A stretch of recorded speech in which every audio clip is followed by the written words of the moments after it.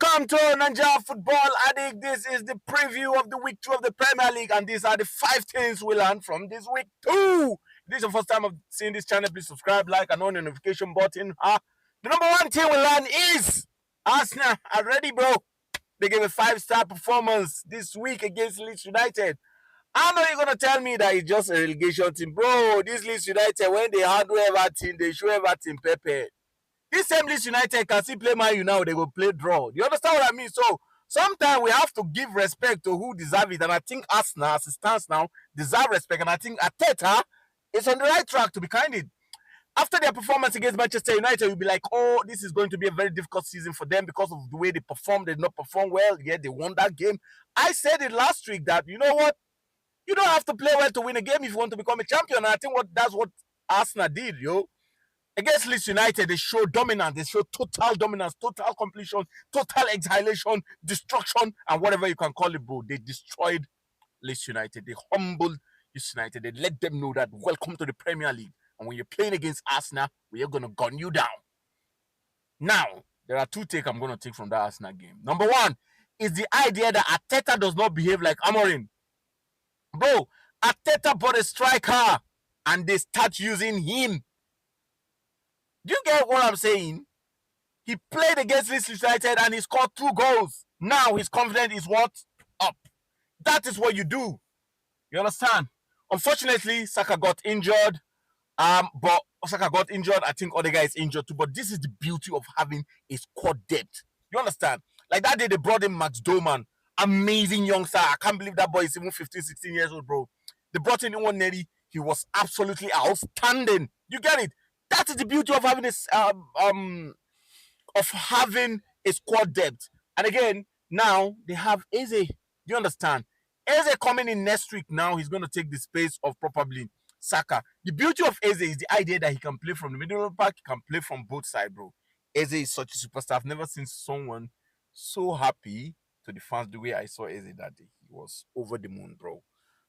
Arsenal, I'm telling you, bro, I've said it since last time. I've been saying it that Arsenal are ready. They're ready. The way they played this game was out of the world. Dominated that game, won that game. Max Dorman, outstanding boy, man, won a penalty that day. So I think Arsenal are ready to become champion. Do I think they can maintain this kind of performance? I think so. I think with the squad depth that they have, Arsenal can go far this season. They can maintain this squad depth. And I mean, when you look at Arsenal, Man City, Liverpool, last 2 games now, you look at it and you want to judge it realistically. Arsenal are the team where you go say, oh, my, this team complete. You understand? I watched the game of Liverpool against Newcastle United. Even when Newcastle United were 1 down, I saw the way Liverpool performed. I watched their last 3 games. I saw the way they perform. I'm like, I don't know.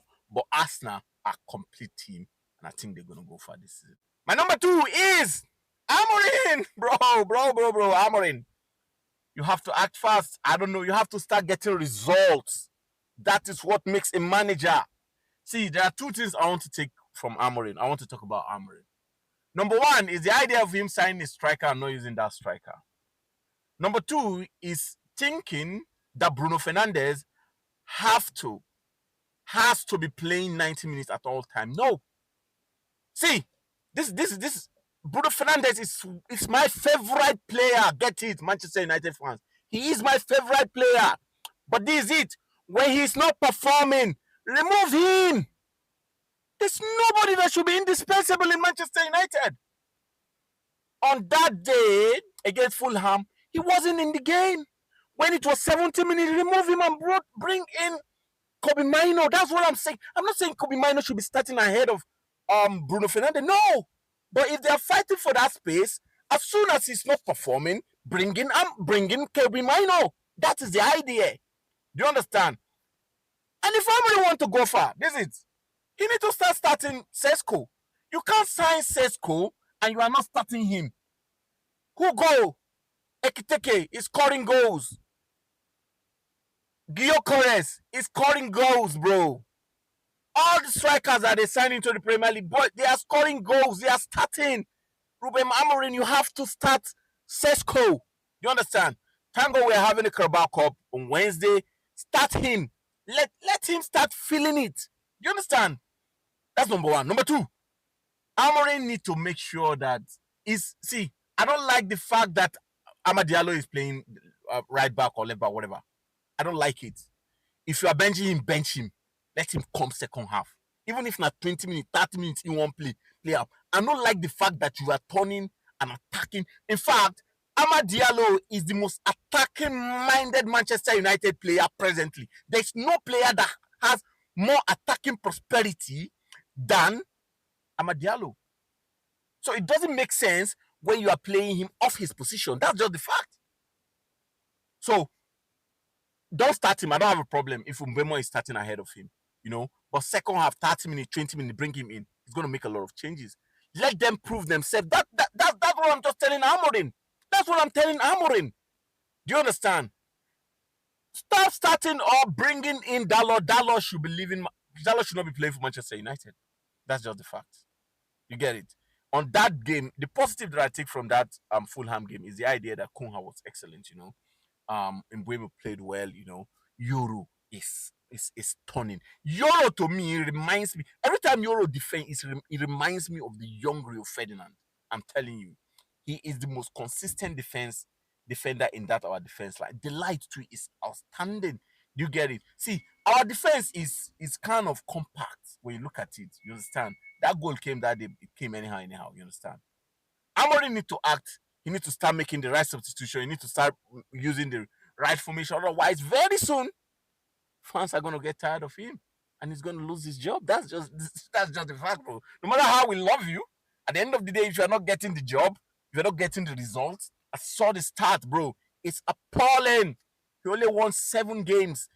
Who does that in 10 months? It's crazy. You don't need to be this stubborn, rigid. What makes you a very, very good coach is the idea that you can check things, you can change things, you can, when you brought formation and people find out about your formation, you change it. People discover us. They know that Manchester United, this is the formation they will use. They catch you up. That's it. So it's difficult, to be candid. It's difficult for Manchester United fans to start defending Amorim. It's difficult because of the decision he's taking, bro. That's just the fact. He needs to start acting fast. He needs to start starting Sesko. He needs to start making sure that Amad Diallo is not playing defense. He needs to start making sure that when Bruno Fernandes is not informed, change him, bring Mino, bro. That is just it. Number 3, Estavao have shown that he can be a superstar even in the absence of Cole Palmer. See, this is it. When you hear Chelsea, the first picture that comes into your head is Cole Palmer because he's like the superstar. Be like, without Cole Palmer, Chelsea no feel win game. You understand? But I think this last game have shown that Estavao, playing in the right position, can score goals. Bro, he can be the superstar of Chelsea. Before that game, Cole Palmer picks up an injury and Estavao comes in, bro. The only mistake Estavao made that day was the one that led to Pequata scoring the goal. But aside from that, bro, this boy was outstanding. He was out of the world, making passes, running the show. And what I love about Estavao is the idea that he's not scared of the ball, bro. He comes to you that give me, bro. And I love the fact that what he played that day was not like playing from wing direct.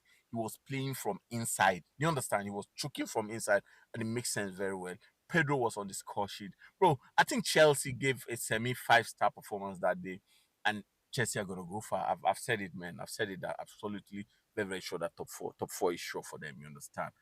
Estavao have shown that he can be the superstar even if Cole Palmer is not around. And this is the beauty of you having a squad depth. Talented players. Yeah. The number 4 things I learned is Tottenham knows Man City Mumubotin. That's just it. There's no team in the Premier League that have won Man City or Pep Guardiola more than Tottenham. 10 times. Crazy, right? I mean, realize they win them home, they win them back to back for Etihad last season and this season. That's how Tottenham know the Mumubotin of Man City. And Frank was amazing. The Tottenham coach was just outstanding. I love the way he made up the way he set up his team that day against Man City. He absorbed all the pressure, and you were watching Man City on that day. You'd be like, "Is it this Man City? Like, there's something off." You get it? So I'm not gonna judge them on this performance, though. I'm gonna look at because anyhow, Tottenham have a very good record against Pep Guardiola. You understand? So I don't want judge. I don't want judge Man City based on this performance. I still feel like they're a very good team. But you know what? One thing we know is Tottenham know they know Man City Momo button and they always press it. Pam, Pep go just collect anyhow. The number 15 that we learn is Rio Ngumoha. He's a Nigerian sensational. NFF, I beg. As a young, so I know saying he don't play for England under 14, under 15, under 16. May we go beg that boy. May that boy come Super Eagle. I beg. We can't be allowed. It's high time we started bringing all these players back to Nigeria. We cannot be allowing them to just be moving like that. You understand? He is both Nigerian and French. I mean, his dad is a Nigerian. His mom is a French woman from Guadeloupean. I think it's a nationalist in France. You understand? So he can play for France, he can play for England, he can play for Nigeria. That's the advantage that the young man has. He was just instrumental. They brought him in last minute against Newcastle United and he scored that winning goal. And there was another Nigerian that scored the equalizing goal for Newcastle United. His name is Will Idomodia or Shola. You understand? He represents Denmark anyway. When the boy just equalized for Newcastle, I'll be like, okay, that's the end of it, man. That's it. But we don't know, say another Wiz kids, kid where they wizard, they come for Liverpool that will score the winning goal. It was outstanding. I think this is the worst Liverpool performance I've seen, and they won. I never see Liverpool perform this bad and they still win the game. You understand? To have 10 men to play against Newcastle United 10 men for that long, and they still equalize the 2 goals. It shows that this Liverpool team, there's a lot of work to be done. You understand? Newcastle were outstanding. I'm telling you, Newcastle were outstanding, but I think this Liverpool team still need a lot of work.